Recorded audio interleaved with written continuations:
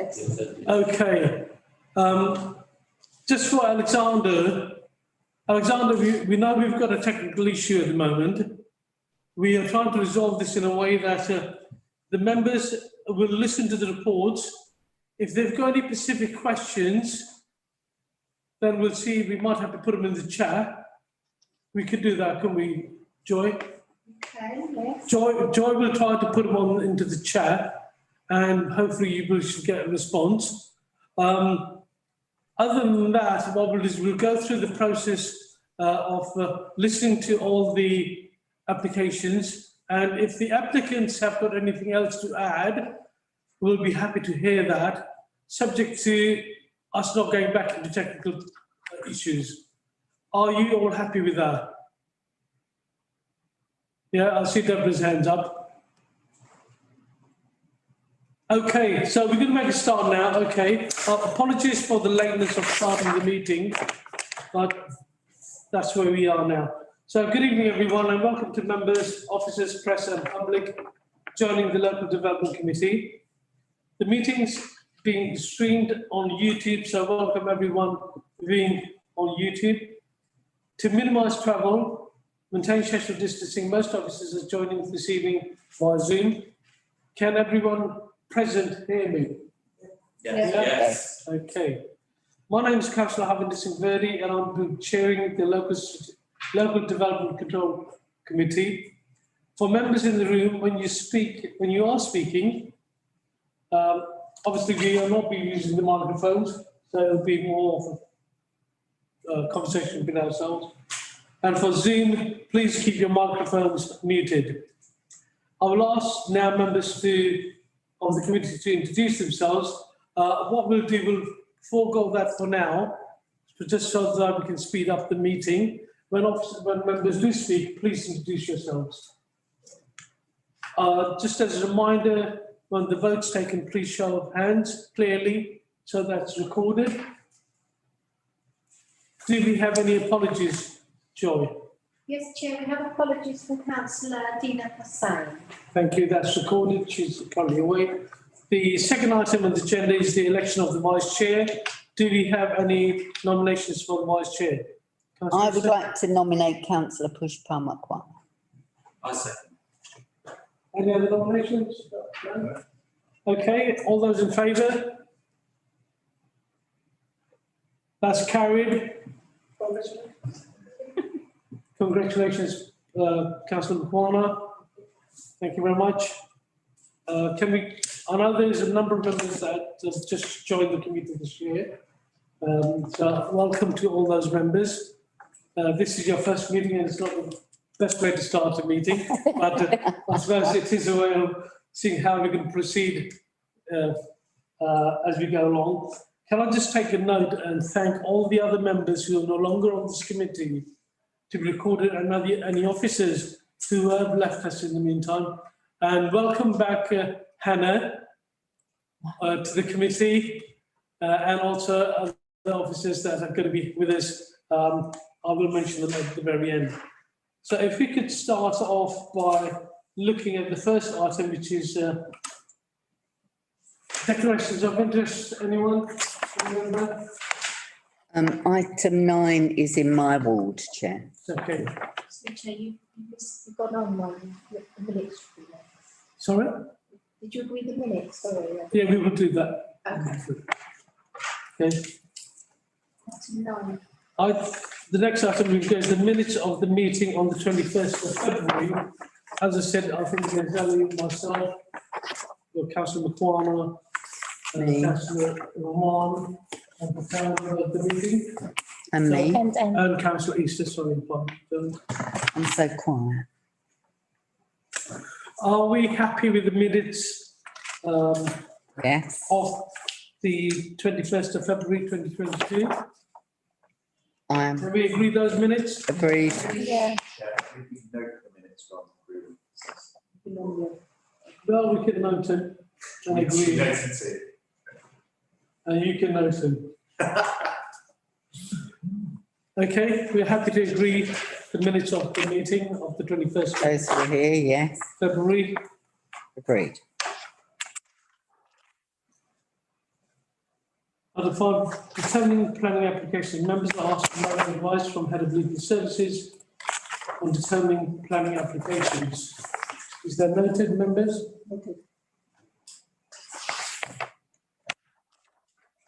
Announcements for myself. The committee has received the following request to address the committee. Would the speakers please identify themselves when I call out their names? We've got item 8, Claire Price and Damien Milton. Hi there. Yeah, good evening, Chair. Okay, thank you very much. Item 9, we've got Jason Tate. Yes, hello, Chair. Jason Hello. Can you hear me all right? Oh, he's in the far left-hand corner. Sorry, Jason. That's okay, thank you. For item 10 and 11, we have Richard Hardington and Michael Sisson. Yeah, I think it's Deborah Keenan. Oh, Deborah is there, so, Hello, Chair. okay, thank you. And for item 11, we have Carl Inder. Yes, Carl. And Yes, good evening. from the applicant, we have Nurul Nihar. Hi, I'm here. Okay, can we heard that voice? Okay, thank you very Point much. of order, can't really hear them. You want to speak up a bit more? No, we can't hear them. Just, they might need to shout. Okay, can I just ask you to shout as well? Apologies, because just about hear what you're saying. Thank you. You're putting me under pressure today, you know. Okay. Ah, thank you, John. Not too much, do it. Mhm. Might be pushing it. Okay, we'll go to item 7, which is 66 to 68 Barn Street. And that's been presented by Scott. Great, thank you for the introduction, Chair, and good hear evening, you. councillors and members of the public. We can't hear you, Scott. Okay, are you getting anything? We will not have to turn it up. Can you hear me now? I think I'm getting nods from on screen, but I'm not sure if the councillors can hear me.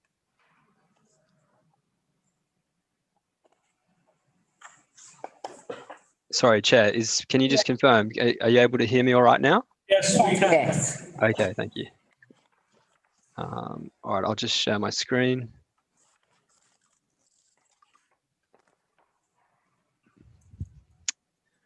Okay, so as depicted, the application site for item 7 is located at 66 to 68 New Barn Street, Plaistow.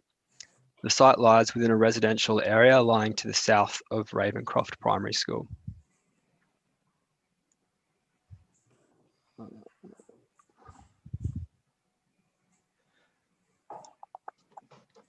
The application seeks permission to develop the existing vehicular breaker and sales yard to provide 20 residential units, split into 2 separate blocks, offering 16 flats and 4 houses respectively.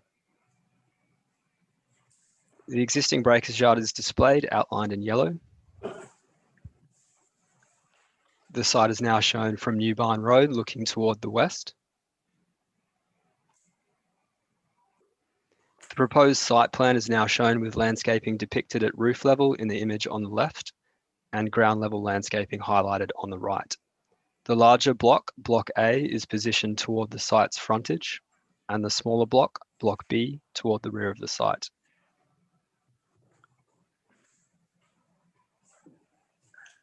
The current image shows the proposed development with neighbouring form overlaid in the background and foreground to communicate scale within context.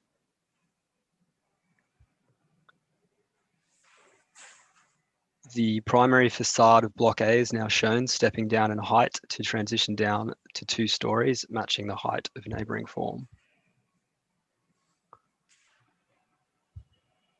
In principle acceptability of the scheme, sorry, that's block 2 now, which is three stories made up of duplexes with residential family homes.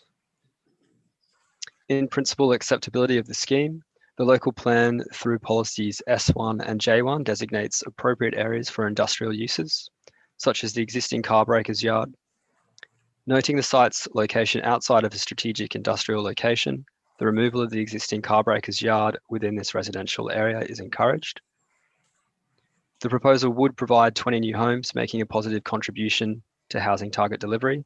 The principle of the development is supported. 50% affordable housing is proposed, made up of 60% social and 40% intermediate rent. This meets London and local plan aspirations for affordable housing provision. 45% family homes are also proposed, which exceeds the 39% local plan target. The housing offer is therefore supported. Quality of accommodation. Block A was revised to incorporate duplex units, enabling greater separation and sense of retreat from street level impacts, whilst also addressing flood risk by relocating sleeping accommodation above ground level. All units would meet and exceed national space standards for internal and external space provision. Aspect has been appropriately considered to maximise light and ventilation. Additionally, policy compliant wheelchair accessibility has been proposed. Urban design and placemaking. The proposed scale and massing is considered to appropriately respond to the surrounding context, including the consented scheme for a 5-storey development in the neighbouring block to the north. The proposed approach to materiality could be successful, and a pre-commencement condition is recommended for exterior material samples to ensure material quality. The scheme would incorporate generous planting at roof and ground level in addition to vertical planting. Overall, the design would provide a welcomed improvement to the existing poor quality of the site. Neighbouring amenity.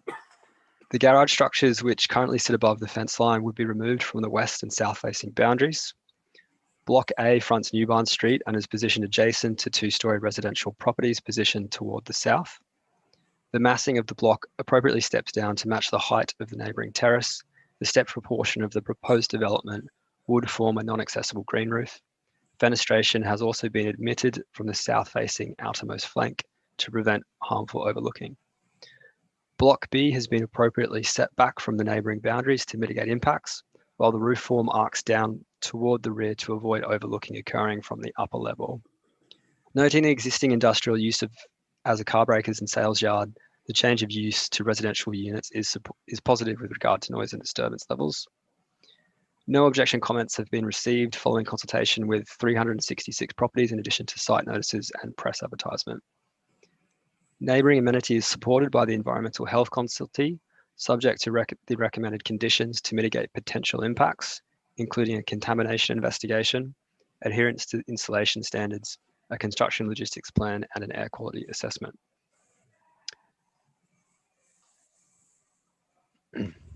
Sustainable transport. The proposal for car-free development is supported and has been secured by S106 agreement to restrict parking permit access. The curb is also to be reinstated across the site's frontage and the parking bay extended, secured within the S106 agreement. Ample and convenient cycle storage is also proposed, the detail and quality of which is recommended to be secured by way of condition. The scheme is supported with regard to transport. The remaining listed considerations have been scrutinised within the delegated report and are considered acceptable. In conclusion, the Local Development Committee is asked to resolve to agree the reasons for approval as set out in the officer report and delegate authority to the Director of Planning and Development to grant planning permission, subject to the completion of a legal agreement under S106 of the Town and Country Planning Act 1990 as amended, based on the heads of terms identified at Appendix 10 and the conditions listed in Appendix 9 of the report. Back to you, Chair. Thanks. Thank you, Scott. Any members, any questions?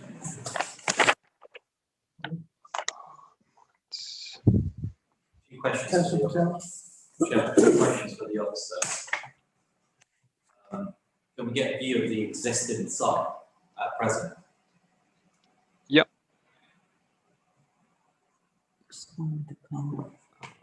Sorry, and just quickly, an update was issued for the report. So just noting that that's included within the recommendation. Is existing sites there as an aerial view, and that's from the primary frontage looking backward.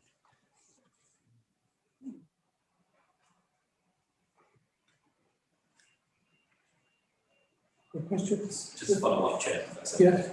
okay. In terms of the aspect, is this I see that there's a block of flats to the east of that particular site. How does it compare to the proposed development? So to the east, so to the east of the site, that's, do you mean this residential terrace? No, the other side, the east would be the other way. The large tower block here? Yeah, correct. Sure. So That's point, isn't it? yeah, so that's a 22-story tower, and it's sort of, in terms of the scale relationship, we're stepping down to 5 stories and then down to 2 stories close to this residential terrace. So it's about providing a transition between those two forms and respecting the 2-story character surrounding. But as you can see towards the direction of the tower, it's undeveloped land or land that's proposed for 5 stories, so there's more scope to go upwards there and towards the tower. Does that answer your question? Yeah, and just a final question: what percentage of green space will constitute the proposed site? So in terms of urban greening factor, that's how we calculate the amount of green space in line with London Plan policy. So it's providing 0.05, which is 0.1 above the minimum of 0.04. So it's quite strong in terms of the amount of green space. And you can see from the landscaping plans, it's fairly comprehensive, including roof and vertical planting. Thank you, officer. Thank you. Okay. We do have the applicant, Claire and Damien. Do you have anything to add, or have you got a presentation which we can take for 5 minutes?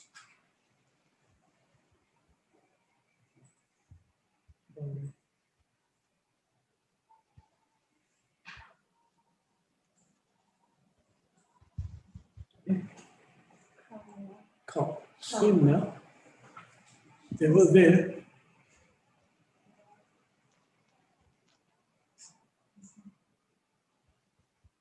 She's still on the list, Chair, so she's in the way, she's there. Maybe she can't hear you. I'll send her a track if that works. Can you hear us, Claire? Cara, sorry. Oh, this is. Hi there. We're speaking in relation to the next agenda item, not this one. Apologies if there's been some confusion. Oh, sorry, she's, Yeah, so there's no one listed to speak for this no, there item isn't. I'm aware of. Pressure, sorry. Okay, can we move to the recommendation of item 7 then? If there's no further questions by members. Scott, could you put the recommendation up, please, first? Yeah.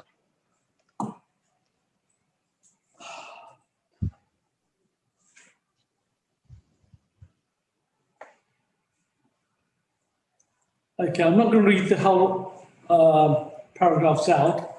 All those in favour?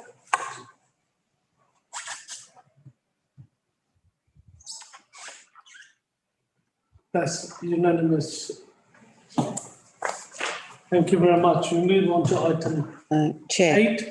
Conrad has said we're trying to get some out of our support to help you deal with it. Sorry about this. Okay.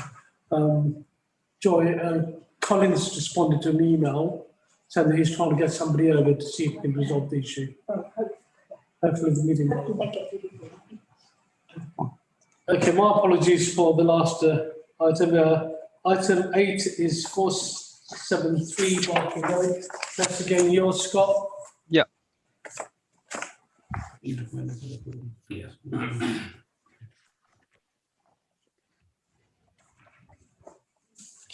Okay, so as depicted, the application site for item 8 is located at 473 Barking Road in Eastham.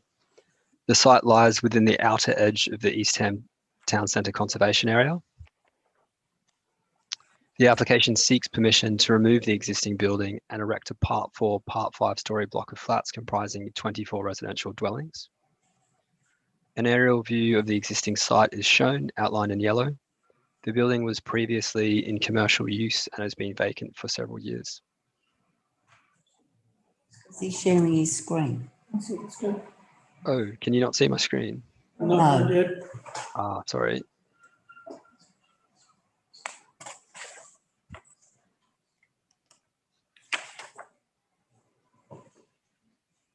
Okay, you should have it now. All right. Yeah.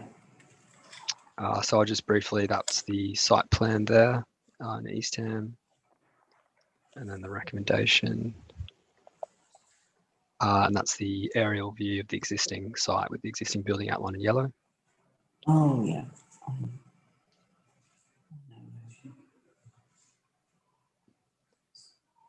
And images of the existing site are now shown with perspectives from Barking Road and Outmore Avenue. Where we used to go there. Yeah. 3D representations are displayed showing the proposed development and communicating the relationship with the existing built environment, with the building transitioning downward in scale from south to north. The image on the left shows the proposal from Barking Road, and the image on the right shows the scheme as viewed from Outmore Avenue. Oh, no. The site plan is now displayed showing the ground floor and the open communal area positioned toward the neighbouring rear terrace setting. In principal acceptability, the local plan designates appropriate areas for commercial uses such as town and local centres. Noting the site's location outside of an appropriate spatial designation, the loss of the existing commercial use is supported in principle. Additionally, the proposal would provide 24 new homes, making a positive contribution to housing target delivery. Housing. The viability results demonstrate that the project is capable of delivering a maximum of 3 London affordable rent units, 2 shared ownership units, and a £54,000 cash payment to be put towards social housing. She said. Sorry, you're just, someone needs to mute their mic. As per the independent viability assessment provided by BNP Paribas, robust justification evidences that further provision would be unachievable for this project. The affordable housing offer is therefore supported. The scheme would offer a good overall mix and balance of units. 39% family housing has not been achieved. However, the scheme has been designed to respond to the individual circumstances of the site, which is considered more suitable for smaller occupancy units, taking into account the close proximity to Eastham Town Centre, the station, and a good PTEL rating of 4. Additionally, officers are cognizant of the site constraints and quality of accommodation needs, noting that an increase in 3-bed units would require an overall reduction of dwellings or affordable units. The housing offer is supported. Quality of accommodation. All units would meet and exceed national space standards for internal and external space provision. 22 of the 24 units are provided as dual aspect, with 2 single aspect units considered acceptable on balance. These single aspect units are justifiable in this instance, given that the units are single bedroom, benefit from a shallow plan, and would have good outlook. The detailed design and landscaping to the front boundary successfully promotes defensible space and privacy to ground floor homes. Additionally, policy compliant wheelchair accessibility has been proposed. Urban design and placemaking. The displayed images convey perspectives of the development from street level. The overall height and massing is appropriate in townscape terms for this prominent corner plot location, noting the sensitive transition toward neighbouring forms. The use of brick as the main facing material is supported. The architecture is conceived as a brick grid with the recessed elements. A variety of brick variations are proposed, including soldier course detailing, in combination with standing seam cladding and metal railings.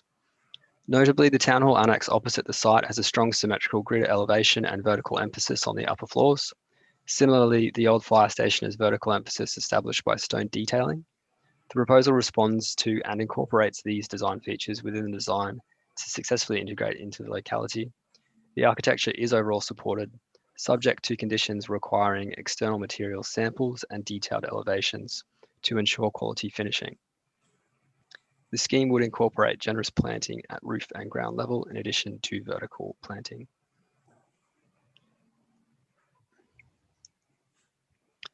Loss of existing heritage value. The existing building is not protected or formally identified by listing as holding heritage value. The building is two-storey late Victorian. Some unsympathetic works have been carried out, including replacement plastic windows, rendering, and a modern shop front at ground floor level. Nonetheless, the building retains some fenestration, cornice, and parapet detailing. The building retains some character and is considered to make a neutral contribution to the conservation area. Excuse me.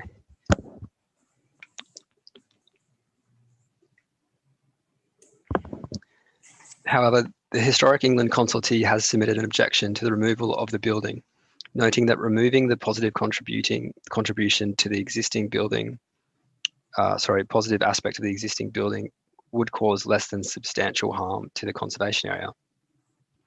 As per the National Planning Policy Framework, works resulting in less than substantial harm can be accepted, subject to appropriate justification. The consultee objection noted that the demolition had not been clearly justified in the submission. The applicant has engaged extensively and provided a heritage assessment during pre-application discussions. Furthermore, in response to the objection, the applicant has provided a heritage justification. In line with paragraph 202 of the MPPF, in assessing the acceptability of the proposal, any less than substantial harm must be weighed against the public benefits of the proposal.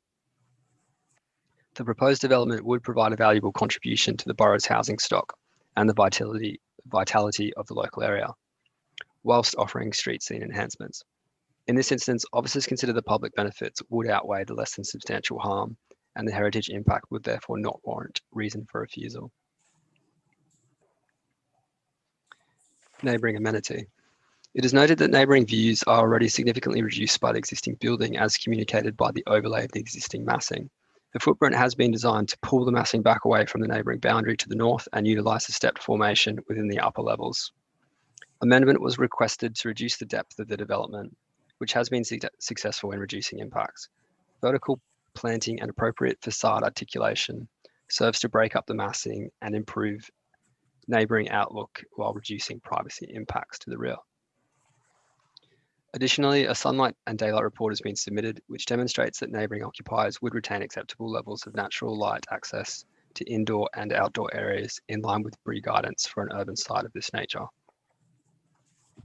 No resident objections have been received following consultation with 224 properties in addition to site notices and press advertisement.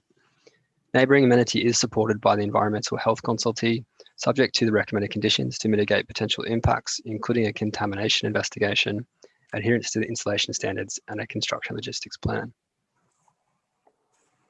Sustainable transport.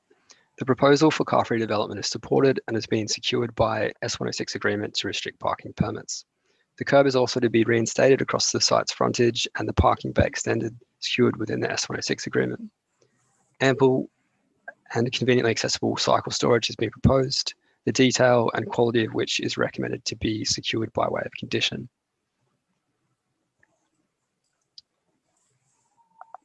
The remaining listed considerations have been scrutinised within the delegated report and are considered acceptable. In conclusion, the Local Development Committee is asked to resolve to agree the reasons for approval as set out in the officer report and delegate authority to the Director of Planning and Development to grant planning permission, subject to the completion of a legal agreement under S106 of the Town and Country Planning Act, based on the heads of terms in Appendix 10 and the conditions listed in Appendix 9. Thank you, and back to you again, Chair. Thank you, Scott. Any members? No. Thank you, Chair. I'd like to know what the building is currently used for. I'd like to know if there's parking for the homes that are made for lodging users. Sorry, can you repeat that? I didn't quite get that. I'd like to know what the building is currently used for, and I'd like to know if there's any designated parking for people who are wheelchair users, those homes that are built for wheelchair. Sure. So the building's currently vacant. It was last in use as a job centre. So that would be Class E, which is just a general commercial designation. So as I covered off in principle, outside of a employment appropriate area, it is supported to remove that and bring forward residential development. In terms of the wheelchair access parking, so there would be a requirement for one space which can be provided off street, and that is included within the S106 agreement. And then there's a potential, if need be, in the future for a second space. And so that would also be incorporated on street. But it wasn't deemed reasonable in this instance, noting the constraints of the site, to incorporate on-site parking within the actual site boundaries. It just in terms of the balancing how that would impact bringing forward the units and having a driveway in there for such a low provision of parking, it was deemed acceptable to provide on-street parking that's still accessible. Through the chair, Narinder will be chair. If I can just add, yes, absolutely what Scott is saying, right. But I mean, we are looking at this particular area, which is more accessible in terms of sustainable transport. We are looking, we are looking for a better cycle parking provision, and certainly the blue badge. They've done a parking stretch survey which shows there's ample parking if 2 parking spaces are to be overspill into the locality, and the frontage does actually provide that facility if it ever happens to that we need more than 1. So yes, there is ample parking on street if it needs to be converted to blue badge parking provision. Thank you. I think the other question was the wheelchair scooter parking facility. Yeah. Sorry, you go. Yeah, so I mean, that would be requested as well. We would like to see some on-site mobility scooter parking, which makes it much more accessible for anybody. It is close to a town centre location, so that would be preferable. If it's not in the conditions as such, I would suggest that we do add something on those lines if members minded to do so.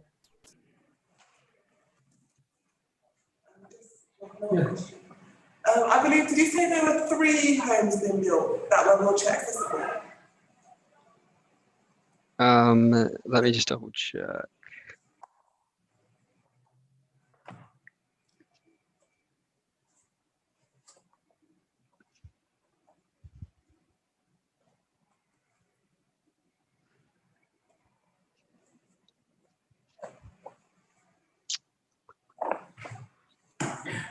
Damien, can you assist? Yes, of course, there are 3. Yeah. Yeah. So then would 1 be enough? Or are you saying that you could in the future adapt to provide more spaces? I'm just wanting to make sure that there's enough designated parking for those wheelchair accessible users.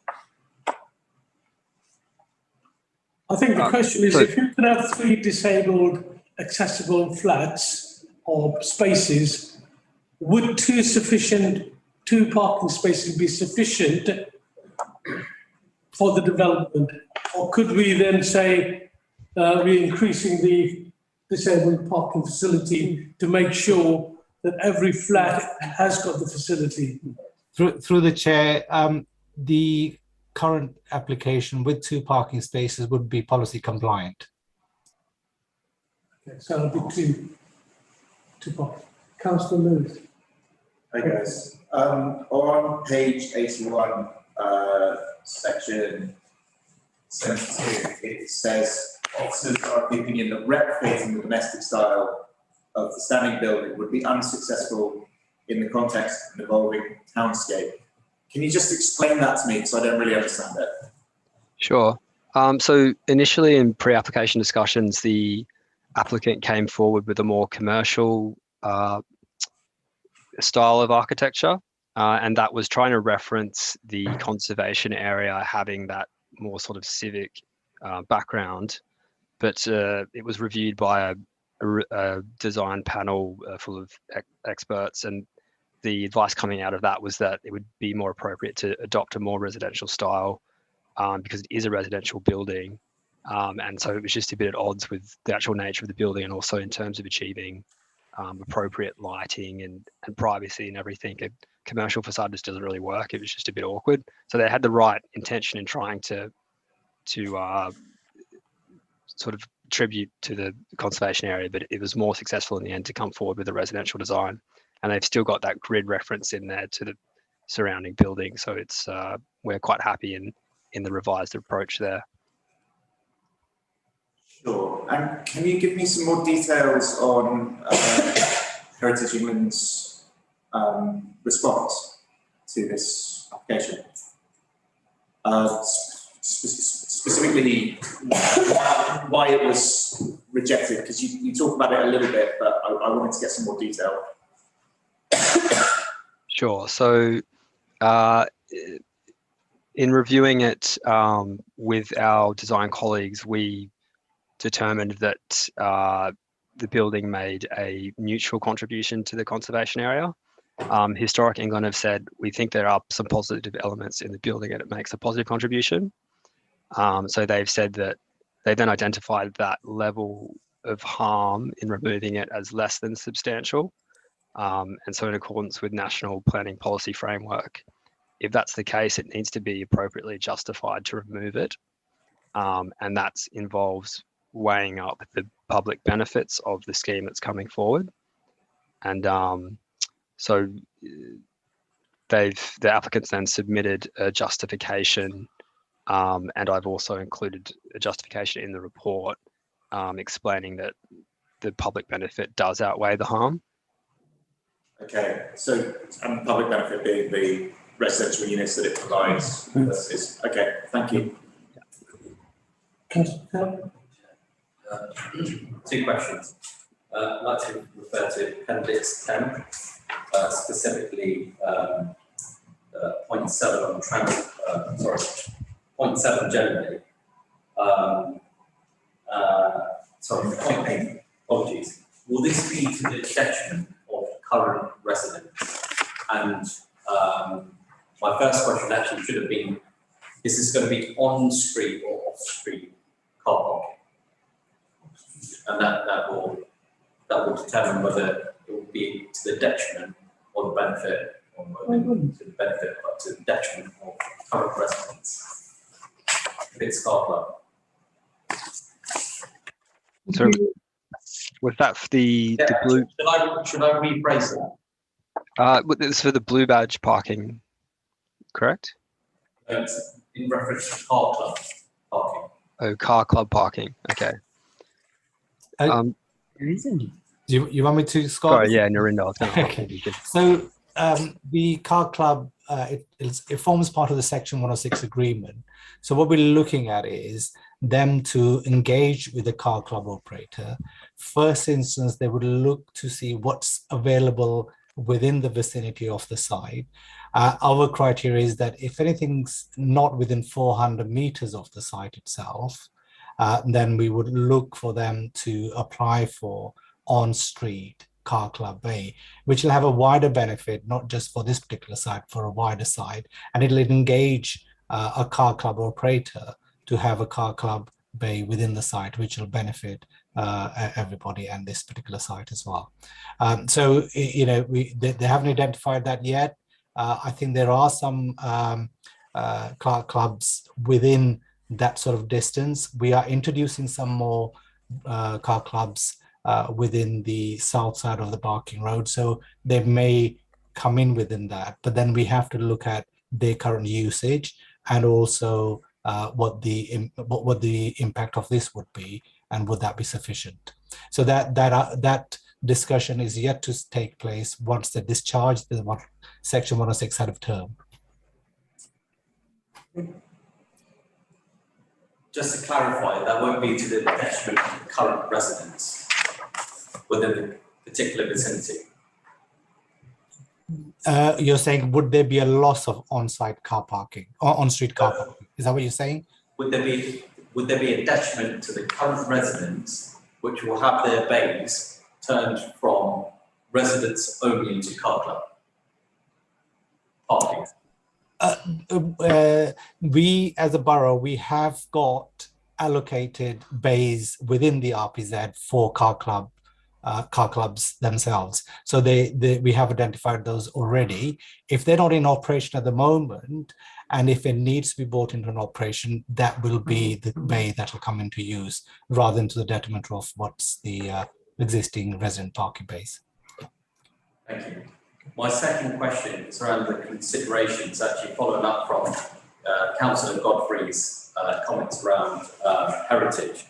I just want to go a little bit deeper into the considerations that were made within points 63 to 74 of the report, and the analysis and the reasoning around, generally around the balance of approving rather than otherwise for this particular application.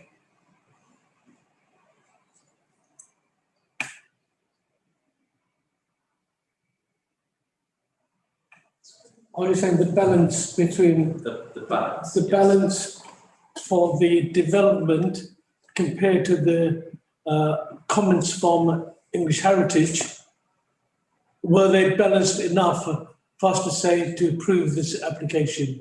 That is what you're trying to get. Thank you, Chair. Right. So yeah, there was substantial sort of heritage consideration that's gone into the scheme over multiple pre-apps. And we, the council, OEN design is convinced that is acceptable in terms of not objecting to that loss. And as I said earlier, the value is fairly limited in the existing building to the point where we're of the opinion that it's a neutral contribution that's making. Now, Historic England have said that there is some positive element there. And they've categorized that impact as low or less than substantial. That's the term that's used. And in such instance, it's appropriate to apply the MPF tests and weigh up that balancing. And it's not only the provision of housing, which is quite significant, and it's been vacant for years as well and degraded somewhat in terms of the quality of the existing building, but it's also the quality of the design that's come forward. So we're satisfied that it is a high quality building that will make a positive contribution. So it's sort of combining those elements, and there is a strong case there in terms of that balance weighing in favour of the development. We happy? We do have the applicant, Cara and Damien. Did you want to add anything, or are you quite happy? We've got a very short presentation with a couple of extra slides that we'd just like to provide a little bit of background on how we reached where we are. You have 5 minutes for your presentation. Sure. Okay, members, that's the normal procedure. Thank you very much. I'm just going to share my screen and just run through some of the images. The design itself is developed in conjunction with officers over a number of pre-application meetings, with the feedback from this in addition to the feedback from the design review panel informing the design development. Overall, the proposals for a 3-4 and setback 5-story L-shaped block that fronts onto Parking Road and onto Outmore Avenue. There's a communal courtyard proposed to the rear and the centre of the site, which is overlooked by all of the majority of the proposed flats across all floors. The ground floor flats, we've set the building line back behind the brick frame. which provides a level of private amenity space as well as a defensible space for those proposed flats. And with that, the boundary treatment is a combination of brick wall railings and wheelchair accessible planter boxes all along the edge to provide that buffer between public and private. Similarly, within the communal courtyard at the rear, again, there's planter boxes proposed there to provide privacy for the proposed flats in relation to the communal space. The upper floors themselves have partial deck access through an internal stair and lift core. But then the 3 flats that you can see on the left-hand side are accessed from an external deck. That deck is approximately 4 meters wide, is very generous. And that's to provide, again, additional defensible space in front of the entrances to those flats, and creates a bit of an informal private amenity space, but still allows for communal circulation. From that deck, there's additional planter boxes with vertical planting and screening to provide privacy to mitigate overlooking of neighbouring gardens.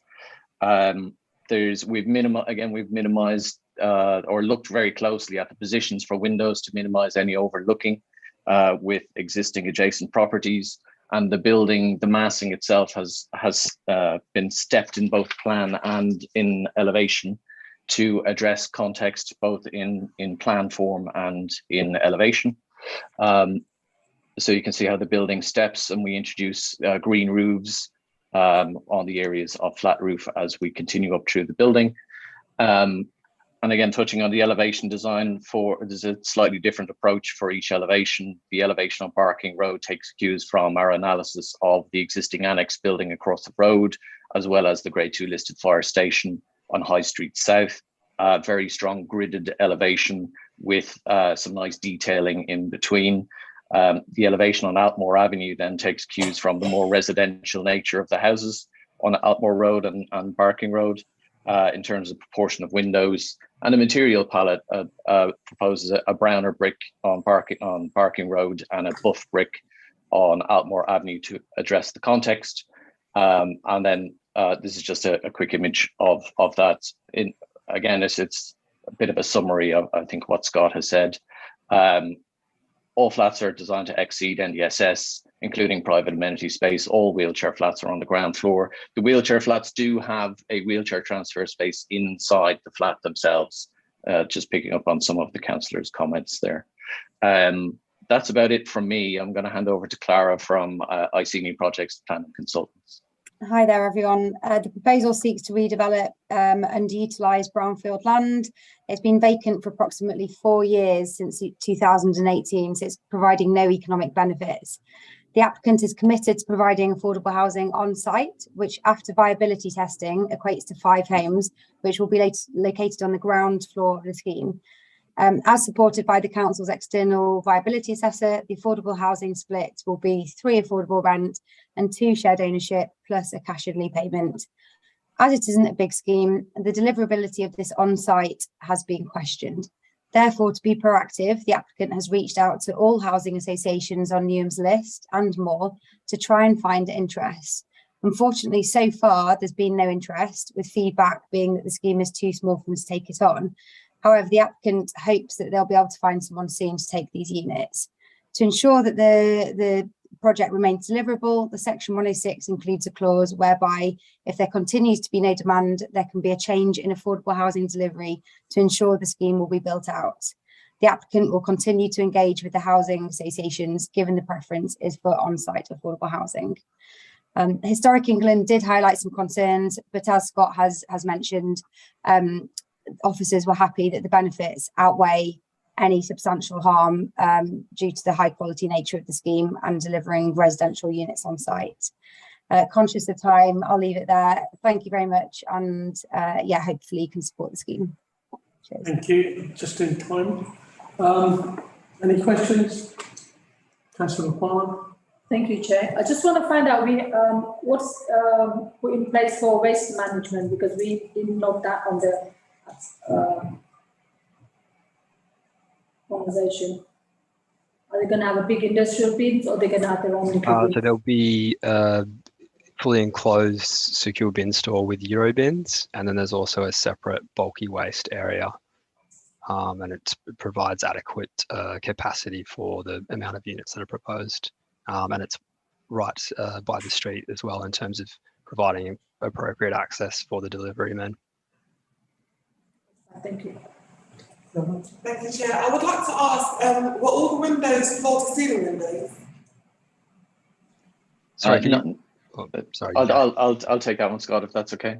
Not all are floor to ceiling, and this is something that we had discussed with officers. So where we have windows that directly face onto Barking Road, they're 3/4 height windows to provide a level of privacy for residents.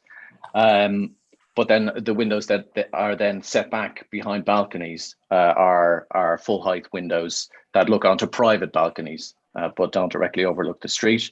That's predominantly on Barking Road. On Altmore Avenue, they are floor to ceiling, but they're in most instances they're a bit narrow. They're almost like a single window as opposed to a double wide window, and that was kind of reflecting the slim but tall nature of the existing windows on that street. But the majority of windows are all set back from the main building footprint behind private balconies.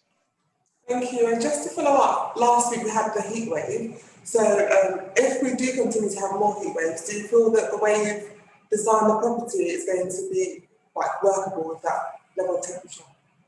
So there has been an overheating analysis done on the scheme as part of kind of the overall energy strategy for that.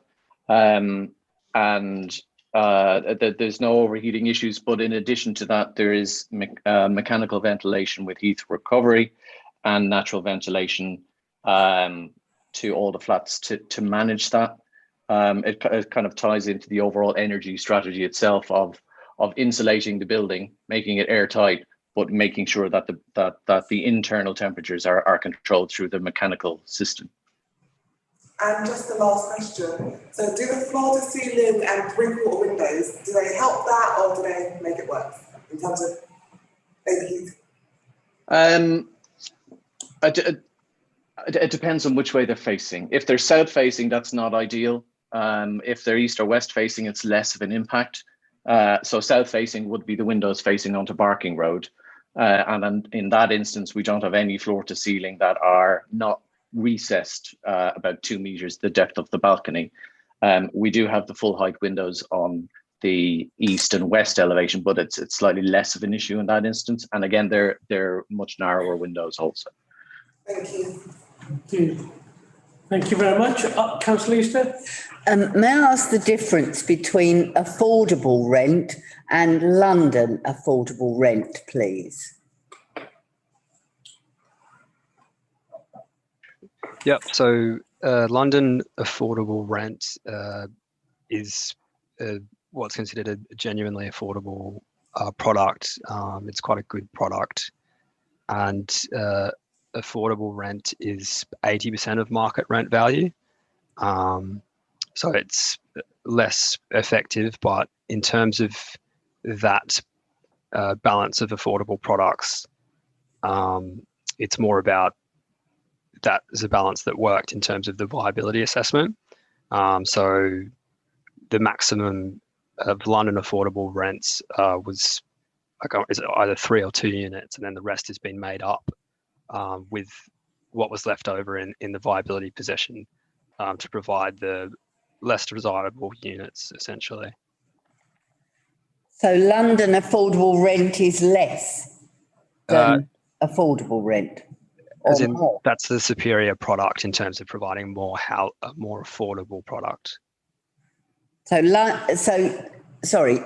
you saying that London affordable rent is less than affordable rent? Yes, in terms of how much it costs the occupier, yes, it's more affordable. Yeah, but you don't have a percentage in the same way that you have. Well, no, that's affordable rent is 80%. So what percentage is London affordable rent then? I don't have an exact percentage. It's recalculated quite frequently, and it varies depending on the area and the sort of changing market factors. But it's, I believe it's more, or the equivalent is approximately 50%. Thank you. Great, quick one to Damien and Clara. I noticed the courtyard, the sort of green area. That's only accessible from the flats, right? That's not accessible from anywhere outside. Okay. And forgive me if this is a silly question. Will that be paid for by a service fee, a service charge to the tenants? The sort of maintenance of that. Yes. Yes, it would. So the communal entrance is from Outmore Avenue. It's through an undercroft, and it leads directly into the communal space as you pass by the main entrance to the stair and lift core. That communal space has a children's play space in the corner, so it's kind of enclosed slightly, with then planting and seating situated centrally in the courtyard. The maintenance of that would form part of the overall maintenance charge for the overall flatted block for residents. And apologies if this is a really stupid question, but have you sort of analysed how that affects affordability, especially for the shared ownership flats and the council's flats? Don't believe we have at this stage. Is that normal? Do you normally do that at a later stage? I think until we. It's my first time here. No, not a problem. I think because at this stage we don't have so the details of the landscaping design of what's actually going to be put in there is going to be addressed through a condition. So we will need to provide specific planting, specific maintenance strategy for maintaining this, which will then need to be approved by the council. And so at this stage, we don't really know what that number is going to be. How that's kind of divvied up, let's say, between the private sale and the affordable provision. I'm not really sure, to be honest, at this stage. Okay, and Scott, I'm guessing you don't foresee any problems with that, but if you do, speak now. No, I don't foresee that being particularly problematic in terms of realising the affordable housing provision. Okay. One other thing, obviously, I know Councillor Godfrey's picked up on something, but is this something which can make sure that the maintenance cost of this doesn't exceed to a certain level? Because we have seen it where all of a sudden the maintenance costs of providing facilities shoot up at astronomical rates. So that's something which we need to be mindful of in the long term. Last part of the cherry, Councillor Patel, and then we have to move on. Thank you, Chair. Just to follow up, I'm not sure, maybe the legal officer can provide some guidance. So can that be, can Councillor Godfrey's comments along with yours be put in as a condition so it doesn't exceed that? I think that is part of the condition which we've got to make sure that we've got a green space which is agreed as part of the item. Are we happy with that? Could we put that as a condition, Scott, that the area, which is the green area, it is there, but obviously the costs are paid accordingly? Can we look at that, Hannah, and come back? I think it's kind of outside of the remit of like our planning controls in terms of being able to limit how much money is kind of spent in terms of, or like to put restrictions on service charges, and that kind of falls outside of the remit of like what we can control from a planning perspective. Like you make a really pertinent point in that the more expensive, the more extravagant landscaping is, that can potentially like lead on to kind of issues around like having to kind of maintain and like invest money in maintaining the landscaping, and that's something that we should take into account, like when we're looking at the type of landscaping proposed in developments, and making sure it's like proportionate, I guess, to the nature and scale of the development. But in terms of like setting like a maximum cap or limit in terms of how expensive the landscaping should be and how much service charges should contribute towards that, that's kind of outside the remit of what we can do from a planning perspective. Thank you. We are out of time, but considering this is the first meeting of a lot of members, I think it would only be fair if I do allow members to ask questions, because otherwise, for future meetings, members are not going to be aware of what we can and what we can't. So, thank you, Chair. I just wanted some more clarification on what was said about reaching out to housing associations, and because I didn't quite understand this quite fast. Just explain what the issue is with reaching out to housing associations and what happens if you don't get any positive response. Hi there, yeah, I'm happy to pick that up, and Scott, feel free to chip in afterwards. The applicant has reached out to all of the registered providers which are on NEWM's sort of official list, and then a few more on top of that. So I think there's nearly 20 housing associations that have been reached out to, just to try and gauge interest as to whether they'd like to take on either all of the affordable housing units, so the 5 units, or whether even they just like to take the 3 London affordable rental units. At the moment, there's been no interest at all from anyone. I think we received responses from about 3/4 of them, and then some of them there are no responses at all. But most of them, the reason why they don't want them is because the scheme overall is too small, and then the number of affordable housing units is also small, and it causes management issues. They normally like to take much bigger schemes where they can occupy a few hundred units at a time. But after saying that, our client will just continue to engage, because it might be that the situation changes and the requirements change each year.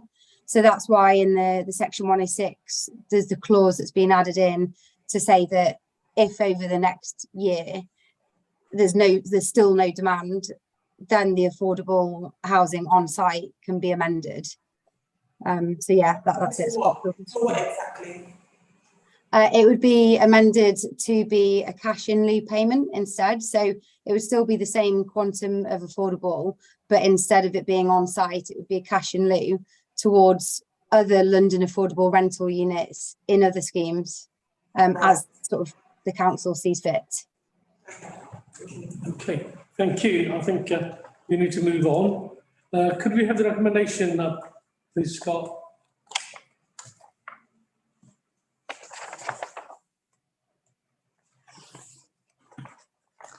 Okay, all those members in favour of the recommendation as up on the board. I'm sorry, you left. You can't vote, because you left in between. You went to get water, didn't you? No. Okay, that's unanimous.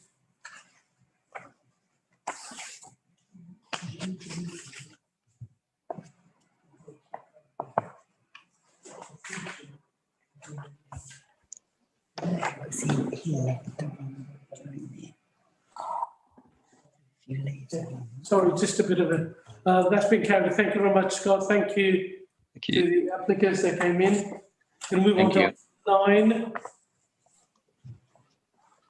That's again yours, Scott. Yep. Oops. Yeah, sorry. We have the comfort break before we proceed with this one. Yes, I think in lieu of us having to extend the meeting, we will have a 5-minute comfort break, because one of the members had to leave the meeting and he couldn't vote. So we'll have a 5-minute comfort break. I'm sorry, Jason, to keep you waiting. It's all right. Thank you. It's going to.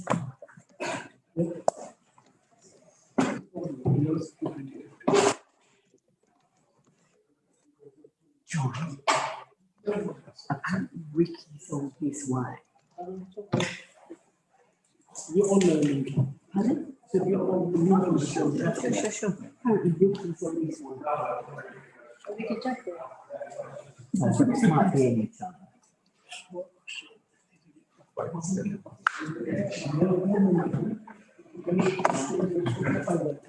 Judge, you tell us before the start, what is the procedure? Yeah, you don't tell us the procedure. You told this is the training. Yeah, no. You told this is the training. I understand what you just said, I think if you put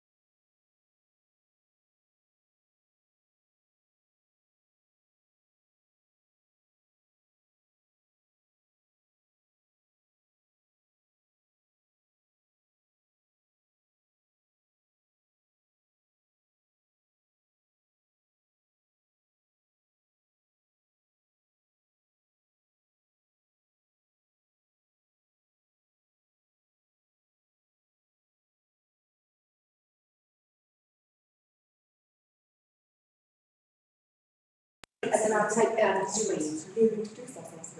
They don't know who we are. Maybe they'll- This is a trial meeting. I don't know that. Yeah. That's what it is. We not got the echo now. Just introduce yourself. We haven't got a video either. Oh, right. Yeah, I know. Say something, just introduce yourselves again.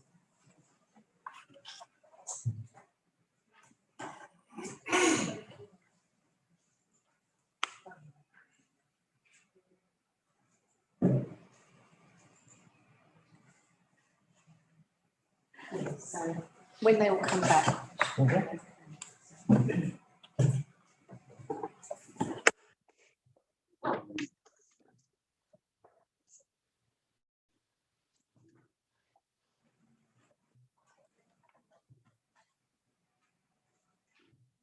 Good. Can we start? Ricky, can we start? Yeah, go for it. Okay, we're going to make a start. We've got the IT team here. So hopefully we should be okay for the remainder of the meeting. So we're going to move on to item 9. Scott, please. Yep.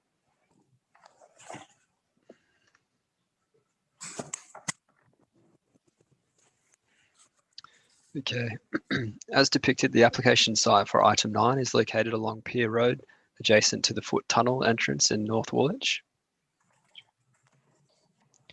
The application seeks retrospective planning permission for a temporary use of land for a period of 3 years for open storage of motor vehicles, use class B8, together with ancillary building and boundary fencing. An aerial view of the existing site is shown, outlined in yellow. A close-up of the site is now shown. The area within the wider car park to the right of the application site is being used for construction storage, and this area is not related or included within the subject application. A close-up of the site is now shown. The area within, street view perspectives of the site's entrance along Pier Road are now shown. The displayed administration cabins are to be retained. No new structures are proposed. The displayed plan shows the proposed site layout, depicting the existing arrangement that is to be retained.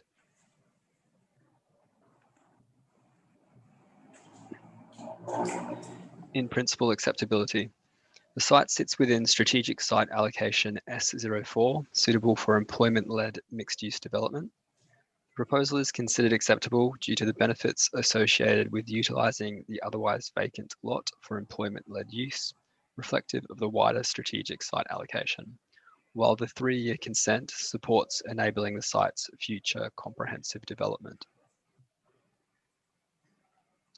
Urban design. The retention of the existing fencing and temporary cabin structures would not result in any detriment to neighbouring amenity or design, given the small scale massing at ground level and temporary nature of the consent. Amenity impacts. Following 220 neighbour consultations, site notices and press advertisement, 3 objection comments have been received, 2 of which are from the sidings flats located to the northeast of the site across from the train tracks. Each objection has been responded to in the officer's delegated report, and further response is provided as follows with regard to amenity impacts. The operation would result in noise and disturbance impacts, primarily emanating from vehicle movements to and from the site. The noise activity assessment measures the typical noise associated with the proposed use and considers the potential for impact on the most sensitive noise receptors. The noise impact assessment concludes that achievement of the target noise criteria will ensure compliance with the aims of the National Planning Policy Framework and the Planning Practice Guidance for Noise. Noise levels would avoid giving rise to significant adverse impacts to the health or quality of life of nearby residents. A condition has therefore been recommended in line with consultation feedback received from the environmental health officers, requiring that the operation of the site shall be undertaken in accordance with the noise assessment. To limit any potential for noise impacts arising from returning heavy goods vehicles, any loading or unloading will only take place during core hours, 8 a.m. to 6 p.m. The remaining outside of core hours operations will be subject to those additional measures set out in the recommended condition to further limit noise impacts, as detailed within Section 8 of the Activity Noise Assessment, including vehicle routing and movement staggering. A detailed operational management plan has also been provided, clearly demonstrating the nature of activities being undertaken at the site through a typical timeline. A further condition is recommended requiring the development to be undertaken in accordance with the operational management plan, thereby restricting operation hours and vehicle movements to those stipulated within the plan. Additional mitigation measures have been requested to be applied outside of core working hours and recommended to be secured by condition, as stated within the delegated report and the operations plan. Lighting.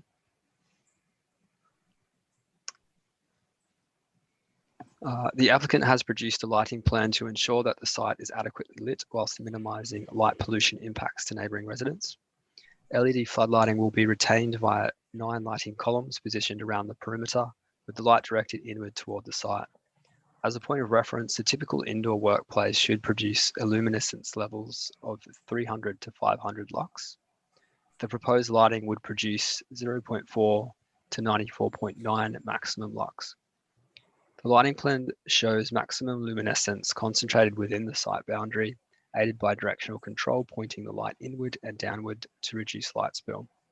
The lighting plan shows that it is unlikely that any material residual light spill will reach the nearest residential receptor, noting that the lights would produce a luminescence radius of approx 21 metres and the smallest separation distance to the nearest neighbouring receptor is approx 26 metres. Any residual light spill that reaches the nearest neighbouring receptor would be less than 1 luminescence, which would not be considered to result in any unacceptable impacts to neighbouring amenity. A further condition is therefore recommended requiring compliance with the light plan and enclosed luminescence levels.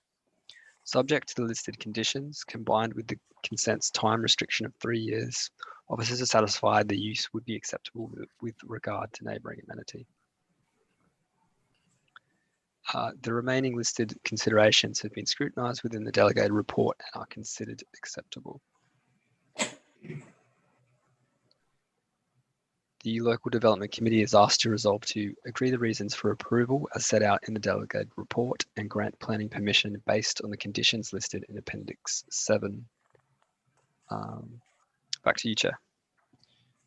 Thank you.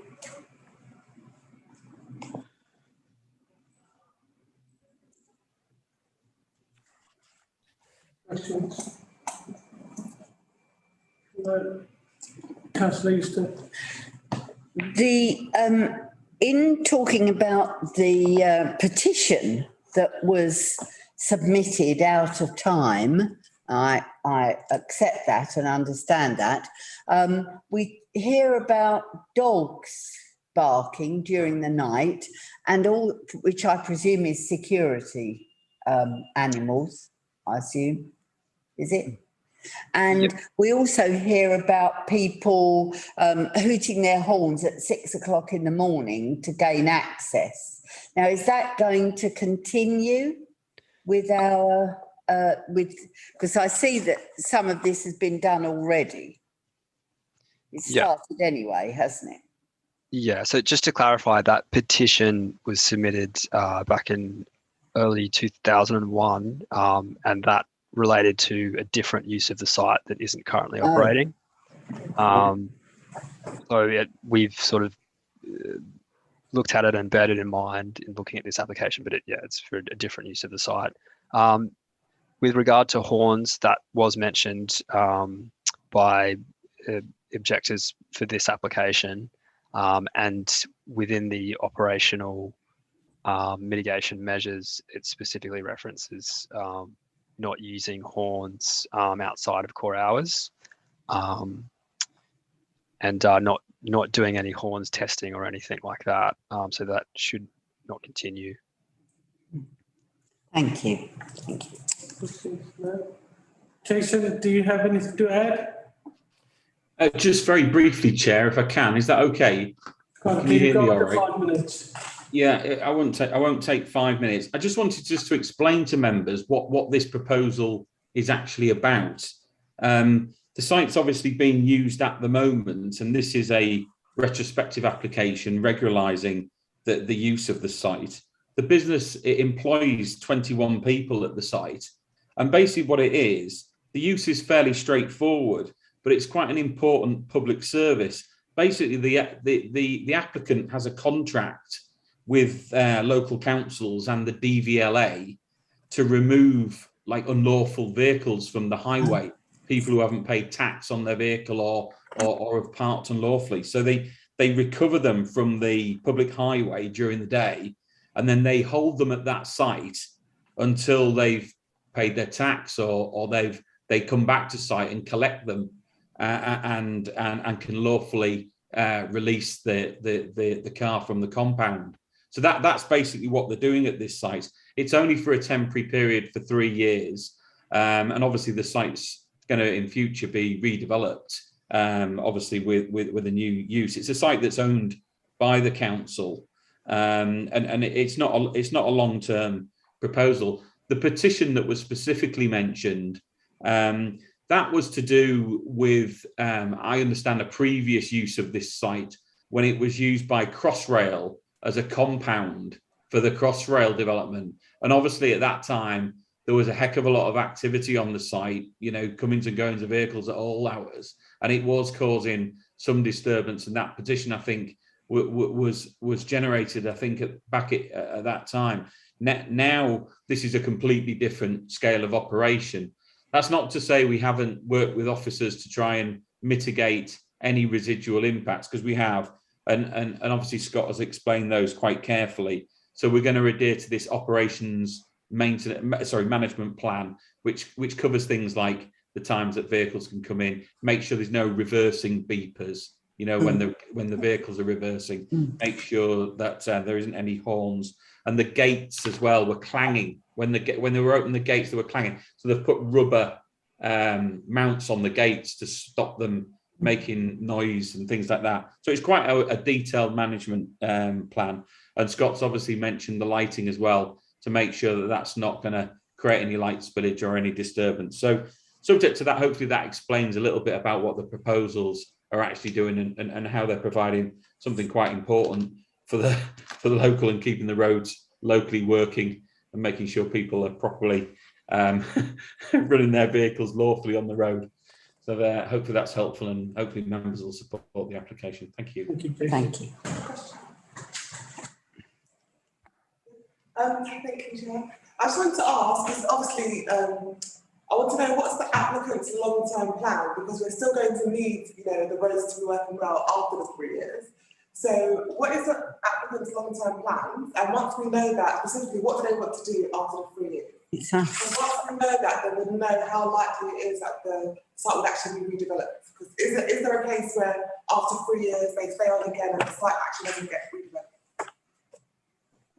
Yeah, so maybe I could help with that one. So the 3 year period was a period that we felt was probably a reasonable time frame. It might be, and I couldn't completely rule out that after 3 years we may say we need another. We might want another year. Some of it depends on when the council gets a developer involved to redevelop the site, because my client doesn't own the site. They've only taken a lease on it from the council to have this for a temporary period. So this isn't a site which my client owns. They're only temporarily leasing it. It's actually owned by the council.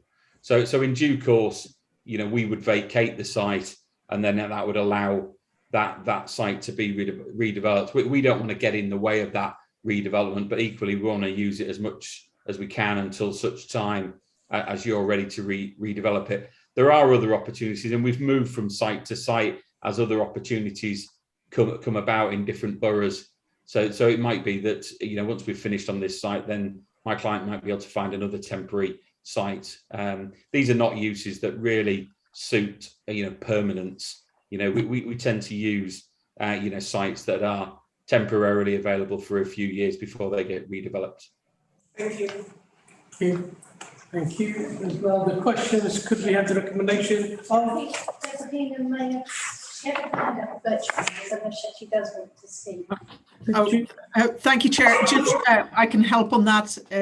As Populo Living are actively working up a design for residential on that site, collaborating with colleagues in the council.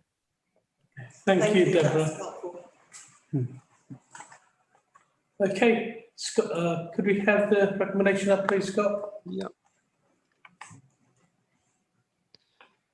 Thank you, members. The recommendation is on the screen. All those members in favour of the recommendation? That's carried unanimously. Thank you very much. Thank you, Jason, to keep you waiting.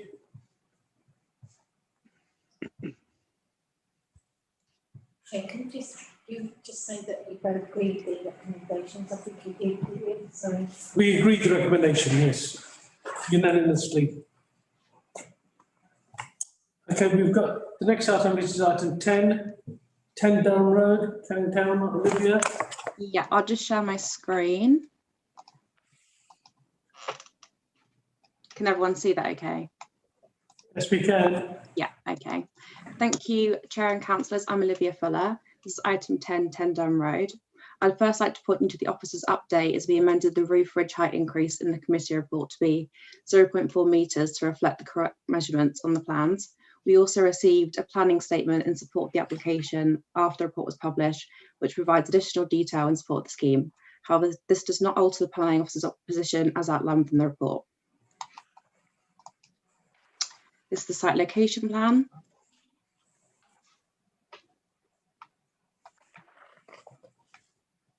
And the application is for the creation of a second floor to the existing property, including raising of the ridge height. These images show views of Durham Road. The top left image shows an aerial image of the side and front of the host property, and the bottom right image shows an aerial image of the rear of the site.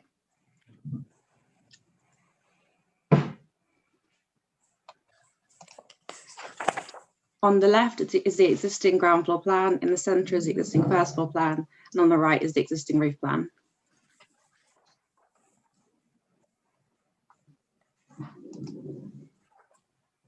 In the top left is the existing front elevation, top right is the existing rear elevation, the bottom left is a proposed front elevation, and bottom right is a proposed rear elevation.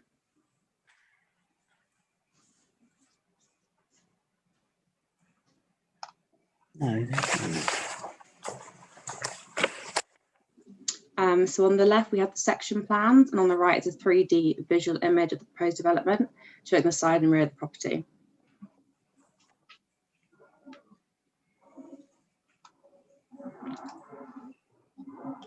On the left, we have proposed ground, first, second and roof plan, and on the right is the side and rear dormer. In yellow shows what would be acceptable under this development, and the green yellow extension shows a proposed scheme.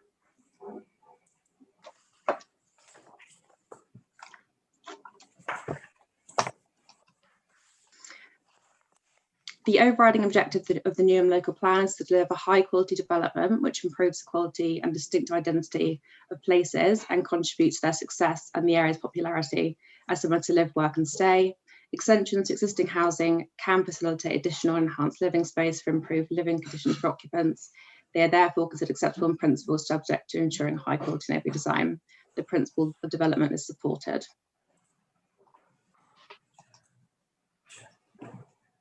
So the proposed increase in the roof ridge would appear incongruous. Olivia, just checking. I think, could we turn the volume up a bit, please? Can you hear me okay? Could we have the volume up, please, a little bit?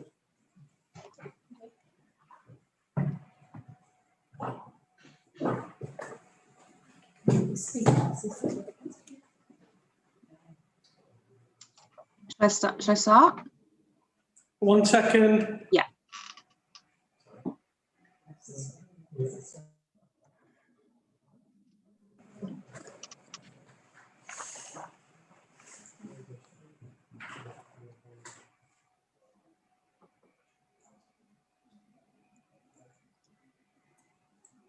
Okay, you can carry on now, Olivia. Okay. Thank you. So the proposed increase in the roof ridge would appear incongruous and would disrupt the uniformity and symmetry of the terrace. The scale, mass and bulk of the second story extension would be excessive, resulting in insubordinate and top-heavy form of development, which would fail to respect the proportions of the original property.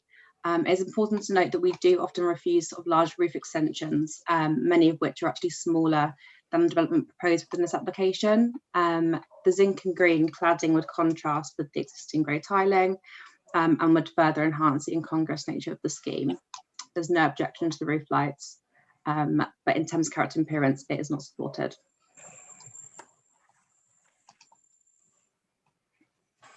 So in terms of the impact to neighbouring amenity, there would likely be a slight loss of daylight, outlook and increased sense of enclosure to 12 Durham Road. However, the setback of the development from the rear fenestration would ensure these impacts would not be detrimental.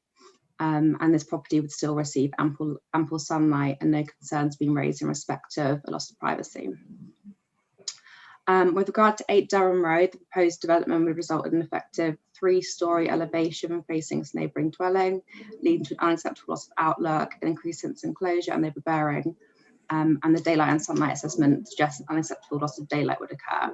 The siting of the fenestration would ensure no unacceptable impacts in terms of privacy, and there's no concerns in respect to the impact on the amenities of properties to the rear. In terms of a sort of unacceptable impact, and the proposal in terms of impact on the amenity of the neighbouring occupiers, particularly 8 Durham Road, is not supported. So whilst we acknowledge and welcome the energy improvements, it's not considered that these improvements would outweigh the detrimental impacts of the scheme. We also note that energy efficiency can be achieved through other means without requiring an extension, as proposed through insulation and triple glazing, for example. So the proposed development is not considered essential in order to achieve the energy efficiency improvements. Given the relatively small nature of the proposed works and siting at roof level, it is not considered that there would be an unacceptable impact, would be a significant impact in respect of the increased flood risk or implications in respect to safety in the event of a flood as a result of the development. So the local development committee is asked to agree the reasons for refusal as set out in the committee report and refuse planning permission based on the reasons listed on page 143. So it's the first reason for refusal.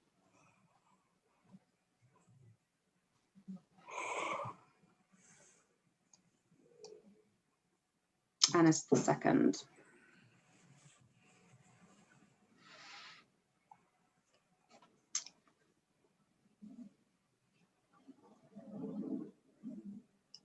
And yeah.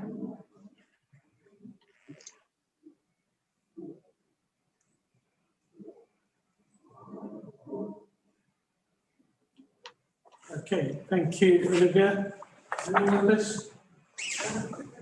Yes. You know you showed us a slide of some green and then green and yellow. That slide. Sorry, I can't hear you. You showed us a slide that had some green and then some green and yellow. Yes, yeah. So if the applicant were to go down to just the green, would that satisfy all like the sunlight requirements and everything? Would that be satisfiable to you? Or? So what was it? I think it was the yellow. The smaller scheme was permitted development, so they would be able to do that without planning permission. So essentially, yes, yeah. Any other further questions? No, no questions. Deborah, you have 5 minutes. Okay. Thank you, Chair. I realise this is a difficult one. It's a scheme that's been worked up in collaboration with the Director of Housing Planning Region, David Hughes, who has provided the property and also the funding for this. So I'm going to talk briefly about 3 things. I'm going to give you 2 quotes. My first quote is from Henry David Thoreau, and it's, "What's the use of a house if you haven't got a tolerable planet in which to put it on?" Because this is fundamentally about the whole climate change, and the Climate Change Committee have again said that we really need to insulate our legacy homes to protect the whole planet. and there hasn't been a deliverable way to insulate Victorian terraces, which are among the leakiest. This proposition would save 40 tonnes of carbon because it provides more insulation and take the EPC rating from an E to a B, which is a really big step forward. So that's the whole planet. The half, this could cut heating bills by half. And I don't need to tell local councillors about the choices facing residents between heating and eating, which is going to get worse this winter. So again, looking for ways in which we can improve that very leaky stock, which has got some of our poorest residents renting and owner occupiers who are asset rich, cash poor in it, is pretty essential. So that's the half. The quarter, a full quarter of homes in Newham are overcrowded. And again, councillors know about all the life chances and the health impacts that has. Extending a home alleviates that overcrowding. So the second quote I have for you is much closer to home. It's from my chairman, who spent over a decade as the national chief planner. And his quote is, "The planning system is there as a framework to deliver sustainable development, and always look to the principles of applying that sustainable development. There will always be trade-offs. Things change, life moves on, and it's important to think about what's changed since the current PD was introduced." And turning on that to the four concerns raised by officers. The first one that's really easy, the materiality of the zinc. If you don't like the zinc, we don't mind. It was just an attempt to have a contemporary design. So we'd be very happy to change that as a condition of the planning consent. The ridge height, however, we need the 40 centimetres additional ridge height. This is to add in the additional insulation and make the space livable. That's really essential to get the insulation to stay warm in winter and reduce heating bills. It's also really essential to have the head height for air circulation and keeping homes cool in the summer. The second one, streetscape. We have shown a before and after in the design statement. Yes, it has some impact, but we think again, when you consider sustainable development, that the material benefits outweigh. Finally, bulk. Yes, it absolutely is bigger. That's because the extension caps the entire top of the house. And capping the top of the house is absolutely essential to get the insulation standards up to get from that E to a B, and also essential to meet the 2030 targets. So again, it is a trade-off, but we really think it's a worthwhile one, which is why we went and did a lot of the daylight sunlight analysis. And we think again that the impact is minor compared to the overall benefits. Very final point I'd make is it's back to residents. We've had no objections from residents, but on the contrary, when we were looking for sites with colleagues in the council, neighbours came up and asked us what we were doing and said, "This is great, when could we do one?" And more wrenchingly, we had a call from an overcrowded family who desperately want this in their council house, and they'd heard about it and they've been asking when it could go ahead. So I'd ask the committee to consider all the trade-offs and trade-off for the material change for what is a pilot to test. Will this have a material better change for the whole planet, for having heating bills, and for addressing that quarter of our families who are living with overcrowding right now? Thank you. Thank you, Deborah. Any questions? No questions? Thank you very much. Can we move to the recommendation or any changes? No? Can we move to the recommendation?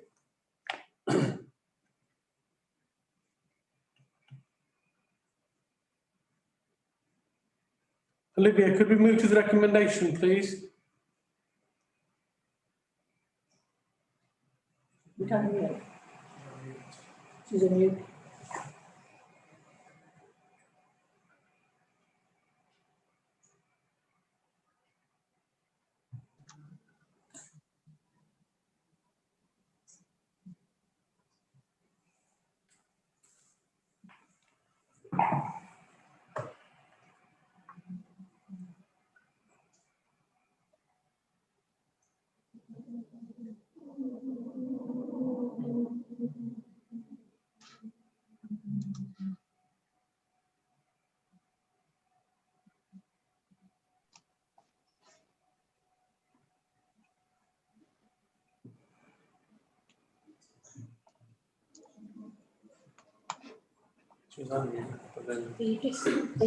And this is the second one. Just one of the main recommendation, which is for refusal, which is 15, isn't it? So just to clarify, there's the recommendation is for refusal for essentially two reasons. One being the impact on the character of the property and the terrace within which it's situated, and the second reason being for its impact in terms of its unneighbourliness. So you should be able to see reason for refusal 2 on screen now. It's also in the committee agenda. Okay. Pages 143 to 144. Okay. Are we? Very brief. We're moving to a vote.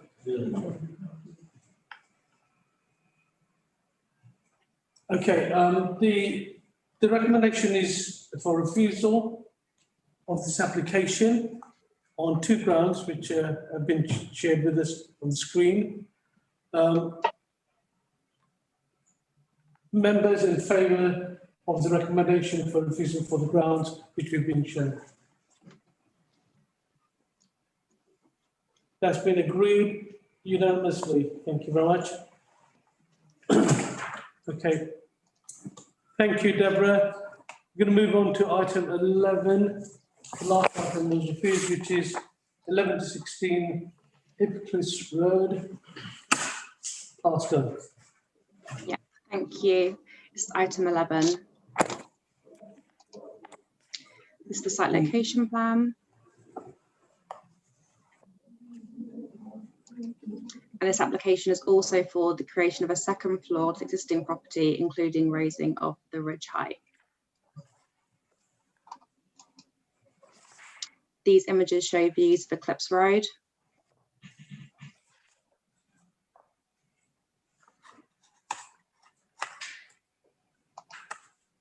And these are both aerial images showing the rear of Eclipse Road.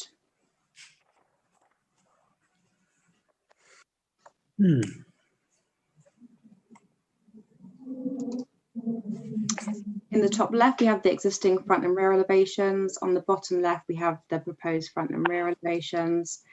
And on the right side, we have the existing ground, first and roof plan.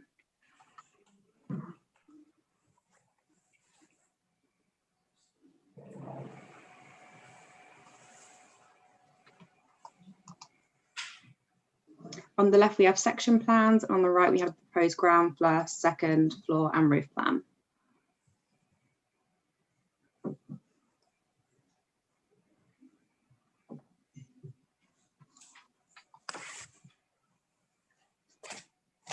So extensions to housing can facilitate additional and enhanced living space for improved living conditions for occupants. They are therefore considered acceptable in principle, subject to ensuring a high quality neighbourly design. The principle of development is supported. So again, the proposed increase in the roof ridge would appear incongruous and would disrupt the uniformity and symmetry of the terrace. The scale, mass and bulk of the second story extension would be excessive, resulting in an insubordinate and top-heavy form of development, which would fail to respect the portions of the original property. The zinc green cladding would contrast with the existing grey tiling serving the property and would further enhance the incongruous nature of the scheme. And again, no objection to the proposed front roof light. However, in assessment, in terms of character and appearance, the proposal is not supported. So in terms of the impact on the amenity of the neighbouring occupiers, whilst there may be a slight loss of daylight outlook and increased sense of enclosure to 14 Eclipse Road, the setback of the development from the rear fenestration would ensure the impact would not be detrimental. This property would also still receive ample sunlight and no concerns are being raised in respect to an unacceptable loss of privacy.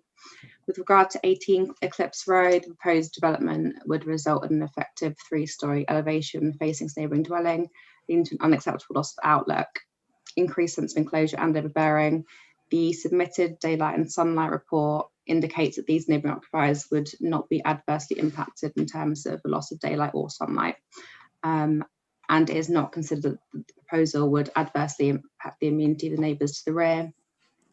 However, in assessment, the proposal in terms of its impact on the neighbouring occupiers, particularly 18 Eclipse Road, is not supported. And again, whilst we acknowledge and welcome the energy improvements, it is not considered that these improvements would outweigh the detrimental impact of the scheme. We also know that energy efficiency improvements can be achieved through other means without requiring extension as proposed. Given the relatively small nature of the proposed works and siting at roof level, it's considered that there would not be significant impact in respect of increased flood risk or implications in respect to safety in the event of a flood as a result of the development. So the Local Development Committee is asked to resolve to agree the reasons for refusal set out in the committee report and refuse planning permission based on the reasons listed on page 165 to 167. This is the first reason for refusal.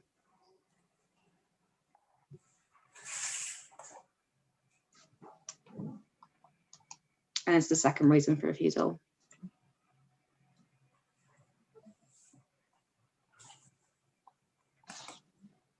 Thank you.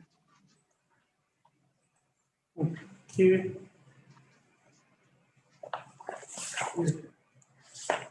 Is Deborah with us or has she left the meeting? She's left, hasn't she? Are there any questions from members? Just a very quick one. You said one of the ways that you could achieve energy efficiency is by installing triple glazing as a kind of alternative to the redevelopment. Given the heat wave that happened last week, is that advice that you'll be giving out in the future? It's not necessarily advice. I think what we were trying to sort of clarify is that there are other ways of, energy efficiency improvements instead of sort of this, large second story extension. Okay, so will that be given as an example of another energy efficient process in the future? Well, it was just kind of a response to the point rather than giving kind of advice. It was just like an alternative. Sure. It seems like, because I interpreted that as a bit of advice. I'm sure other people would make that mistake, and I just didn't know if we were telling people to get triple glazing, given what was happening last week. Yeah, it wasn't necessarily general advice. It was just sort of outlining other ways to improve energy efficiency. Okay. The other question I had was a more general one, because again, I don't really know anything yet. There's stuff around the balance between energy efficiency and the other negative impacts towards people in the area. Is that a movable feast? Will that change as the climate situation deteriorates? Will that become more important sometimes, but at the moment it's not? I guess it will depend on kind of policy changes, but it's just kind of a balance, and it's a balanced judgment we make kind of with each application. Okay, thank you. Thank you, Chair. I know the conclusions on page 174, and it's semi-related. My questions are semi-related to the point that I wanted to make in the previous application, which is somewhat similar. My question to the officer is, what would it take to pass this particular application, given what you mentioned? Sorry, could you repeat that? I didn't hear you. What would it take to pass the application, considering what you've mentioned in page 174 in your conclusions? I mean, sort of, well, first of all, in terms of character, the bulk would have to be reduced significantly. There'd have to be setbacks, for example, and then again, in terms of the impact on neighbours, the sort of the harm would have to be reduced in terms of sort of loss of outlook and sense of overbearing and enclosure. So it needs to be reduced. Just final question, Chair. What dialogue has been had, and what extent has that dialogue had? Has been with the particular applicant Sorry. Well, we sort of let them know that it's being recommended for refusal. So there wasn't a kind of dialogue in that sense. If I just pre-application advice at all. if I just come in here, can you hear me? Because Yes, we can. I'm on with my microphone. So we have had sort of discussions with Populo and expressed our concerns. And it's a shame that Deborah doesn't seem to be on the call anymore, because I think some of the issue we've had is that the information that they've put forward is quite generic, rather than it being specific. So you can't see really why they need to do a loft conversion, well, a second floor extension in order to deliver the retrofit benefits that they're talking about. And we've got other parts of the council, like housing and also the private sector housing team, who are achieving improvements in terms of energy efficiency without loft extensions, but they have been advised of this. And what we're we're doing the local plan refresh at the moment, and part of the evidence base is on climate emergency, and kind of looking at, we're kind of, it will be a question that will come up in one of the members' forums, is whether you would sort of compromise on some of our current policies if you were going to achieve significant benefits in terms of energy savings and so on. But we haven't come to the end of that work. And these applications, although the intention, I think, would be supported by planners, don't demonstrate that there are sufficient benefits to outweigh the objections which Olivia set out in her report. Thank you, Jane. That's very helpful. Thank you. Thank you, Jane. It's not a question, rather a comment. I have known and I've looked at various ideas around this quite a lot. I think the problem with these two developments that we've just looked at and will have refused the first is that the way that they're in the middle of a whole load of other things, and it will look awkward and unsightly, not to mention that at the back it actually obscures people's light and spoils their enjoyment of their rooms. And I wish it could be done better, because I think it does have advantages.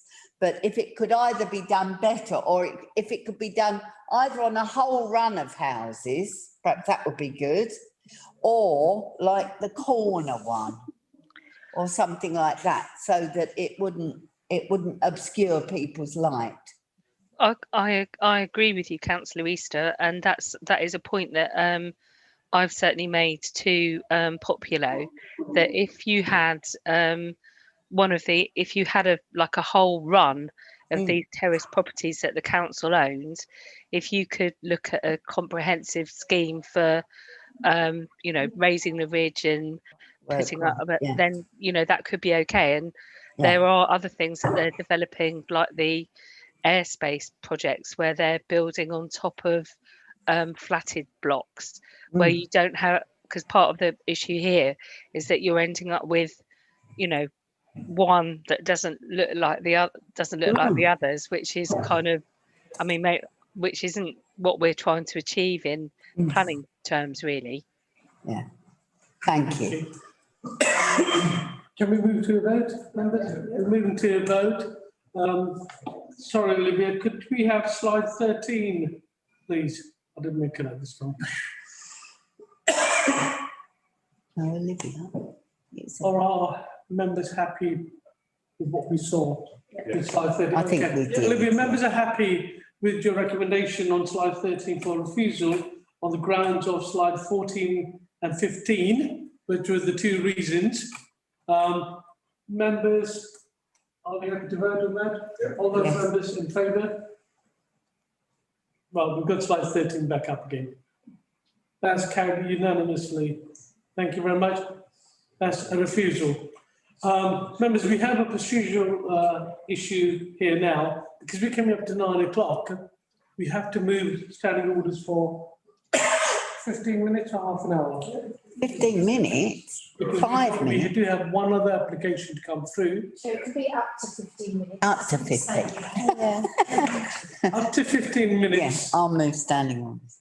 Yeah, Councillor Easton's going to move standing orders and it's seconded by a number of members. So we just have to be mindful, we've got to 9:15 to finish off the meeting. Members, Sonia is here for the last item on the agenda, which is number 12, Windsor Primary School. And we do have, I think, Carl and Nurul, or have they gone? Yes. Good evening. Good evening. Thank you very much. Apologies for the lateness. Okay. Thank you very much, Sonia.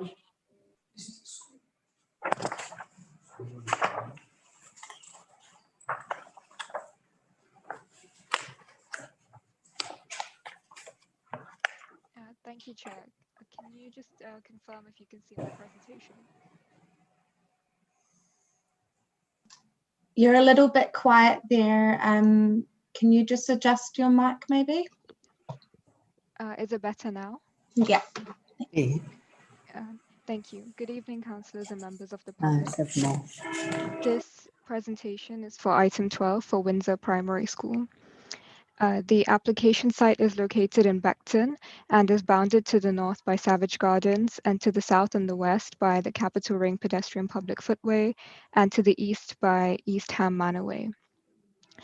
Consent is sought for the erection of an extension to the existing school building to provide new kitchen facilities, including relocation of the flue at roof level, WCs and lobby entrance, refurbishment of existing accommodation to provide a new staff room, WCs, and part demolition of an existing external covered walkway, light remodeling, and refurbishment to the existing PPA room and staff kitchens. This is an aerial image of the school where the yellow circle indicates the exact location of the proposed extension and alterations to the roof. Here are some site photographs. On the left, you can see a view of the existing dining hall entrance, which is the proposed site of the new build kitchen and roof extension. And on the right, you can see a view of the east, looking east towards the staff room block, which is the proposed site of the new build kitchen. And there is also a view of the existing canopy to be demolished. Next, we have some key plans of the proposal. This is the proposed ground floor plan, which reflects the changes to the internal layout. This is the proposed kitchen and entrance plan, the proposed staff room plan, the proposed roof plan. And here you can see the difference between the existing and proposed west elevation at the site of the proposed extension and alterations to the roof. I will now discuss the key material planning considerations. In terms of the principle of development, the principal use of the site for education, primary education provision has already been established. The council would be supportive of the small extension to the school building, the relocation of the existing kitchen facilities, provision of refurbished staff facilities and staff room accommodation, which would in turn help to create a better functioning, more efficient and more comfortable school environment for staff and students. Therefore, the principle of development is supported. In terms of design and access, the proposed elements of the scheme will respond to the existing building by utilizing a simple material palette which ties back to the current school. The proposed facades will consist primarily of brickwork with elements of cladding and some brick modeling to the facades to add some visual interest. The proposals will comply with the relevant legislation and guidance to ensure that it meets the needs of people with disabilities. All new entrances and external doors to the building will be step-free. The proposed development includes new accessible WCs and a shower room. The Council's Urban Design and Conservation Officers support this application, and overall, in terms of design and access, the proposals are supported. Next is the impact to neighbouring amenity. The proposals would not cause any overshadowing as the proposed extension would be at the rear of the existing building and away from the site boundary. The proposed extension and the internal layout will provide adjustable lighting, heating, and ventilation, and the kitchen plant will have adequate acoustic insulation. The kitchen will be mechanically ventilated. Plant noise ratings for specified services will be assessed against the relevant methodologies to ensure acceptable levels of environmental noise. The Council's environmental health officers state no objection, but have suggested a planning condition to control the likely loss of amenity. Overall, with regards to the impact on amenity, the proposal is supported, subject to compliance with the recommended condition. In terms of sustainable transport, there will be no changes to the numbers of staff or students, events and functions at the school, nor the access arrangements or any other transportation aspects of the school. The Council's transport officers have noted that there are no changes to the existing transportation characteristics of the school on a day-to-day basis and state no objection to the proposals, but do recommend a condition for a construction logistics plan to be submitted and to require details relating to the build-out of the development. In summary, the proposal is supported in relation to sustainable transport, subject to the CLP, which will be secured by condition. The other considerations outlined in the committee report relate to flood risk, archaeology, and the Epping Forest Special Area of Conservation. These matters are addressed on pages 190 to 191 of the committee report and meet with policy requirements and as such are supported. Finally, the Local Development Committee is asked to resolve to agree the reasons for approval as set out in the committee report and to grant planning permission based on the conditions listed in Appendix 8 of the committee report. Thank you. Members, any questions? Councillor Patel. Thank you, Chair. I know this site and this school very well because I attended it. Oh, bless. So I declare an interest. However, I've got some questions just around the cladding. I'm not sure if it's been mentioned in the report, but you mentioned cladding's being used. Can you refer me to the relevant section where it's not, there's been considerations taken that it's not highly flammable and it's not the same material or similar material that's being used at Grenfell or otherwise? I can answer this one. So the element of cladding is along the fascia of the new roof extension and the roof itself. And what we're proposing is a sort of a standing seam aluminium roof. It's a standard, very much a sort of standard kind of metal roof system. And you can specify various different sort of rail colours. It's something which will be sort of reviewed by the school further down the line, but we're proposing a sort of reddish colour to match the existing fascia. Sorry, Carl, I couldn't hear you very well, but just a simple answer to my question. It's in terms of what I questioned, it's not highly flammable and it's not similar. Not at all. No, not at all. So the majority of the cladding is brick, and then just got a small element of a sort of fascia which runs around the roof, which is a metal roof system, and it's not flammable. Okay. Thank you, Chair. Any other questions, members? Carl, did you want to add anything further? No, nothing further from me, thank you. Okay, thank you very much. Members, the recommendation was on slide 16. If you are ready to move to the vote? Yep. Yes.